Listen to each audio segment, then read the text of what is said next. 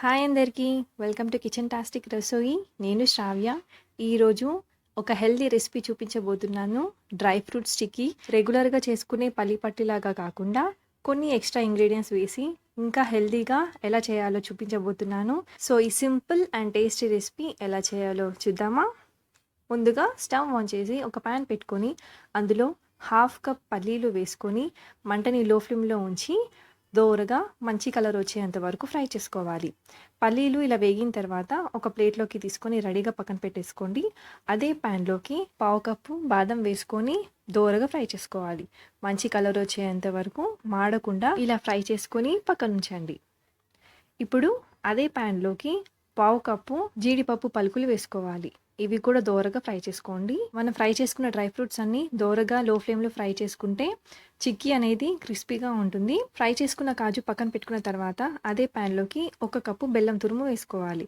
అందులోనే పావు కప్పు నీళ్లు పోసుకొని మీడియం ఫ్లేమ్లో ఈ బెల్లాన్ని పూర్తిగా కరిగించుకోవాలి. ఈ బెల్లం పూర్తిగా కరిగిపోయిన తర్వాత మీడియం ఫ్లేమ్లోనే కాస్త ముదురు పాకం వచ్చేంత వరకు మరిగించుకోవాలి.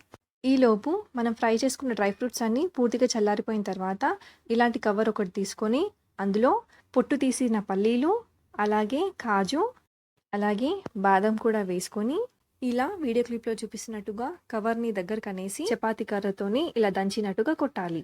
మనం మిక్సీ జార్లో వేస్తే మెత్తగా పౌడర్ లాగా అవుతుంది. అలా అస్సలు బాగోదు. ఇలా మనకి ముక్కలు ముక్కలుగా కనిపిస్తేనే టేస్ట్ చాలా బాగుంటుంది. డ్రై ఫ్రూట్ స్టిక్కి ట్రాన్స్ఫర్ చేసుకోవడానికి ఇలా ఒక బటర్ పేపర్ ఒక ప్లేట్లోకి తీసుకొని రెడీగా పెట్టుకున్నాను. లేదా నెయ్యి రాసిన ప్లేట్లోకైనా మీరు ట్రాన్స్ఫర్ చేసుకోవచ్చు. చూసారు కదా, ఇక్కడ బెల్లం పాకం కూడా రెడీ అయిపోయింది. ఇలా థిక్ కన్సిస్టెన్సీ వచ్చిన తర్వాత ఇప్పుడు స్టవ్ ఆఫ్ చేసి అందులో ఒక టీ స్పూన్ సోంపు వేసుకోవాలి.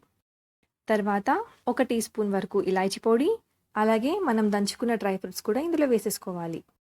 వేసుకున్నవన్నీ బెల్లం పాకంకి బాగా పట్టేలాగా మిక్స్ చేసుకోవాలి. స్టవ్ ఆన్లో పెట్టుకొని కలుపుకుంటే చిక్కీ అనేది గట్టి పడుతుంది. వేసుకున్నవన్నీ బెల్లం పాకంకి బాగా పట్టేలాగా ఇలా కలుపుకున్న తర్వాత ఇందాక మనము రెడీగా పెట్టుకున్న బటర్ పేపర్లోకి ట్రాన్స్ఫర్ చేసుకోవాలి.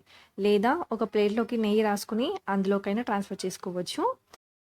ఇలా మొత్తం ట్రాన్స్ఫర్ చేసుకున్న తర్వాత ఒక స్పూన్తో అయినా లేదా స్పాచులాతో అయినా ఇలా స్ప్రెడ్ చేసుకోవాలి. ఇలా ఈక్వల్గా స్ప్రెడ్ చేసుకున్న తర్వాత ఇది పూర్తిగా చల్లారిపోవడానికి కనీసం గంట టైం పడుతుంది. గంట తర్వాత తీసి చూపిస్తాను. 1 అవర్ తర్వాత పూర్తిగా చల్లారిపోయి చిక్కీ అనేది క్రిస్పీగా తయారవుతుంది. వెనకాల ఉన్న బటర్ పేపర్ తీసేసి ముక్కలుగా కట్ చేసుకొని తింటే healthy dry fruits chikki ready అయిపోయింది. క్రిస్పీగా టేస్టీగా చాలా హెల్దీ రెసిపీ అండి. తప్పకుండా మీ ఇంట్లో వాళ్ళందరికీ ఈ రెసిపీ చేసి పెట్టండి. Thank you for watching.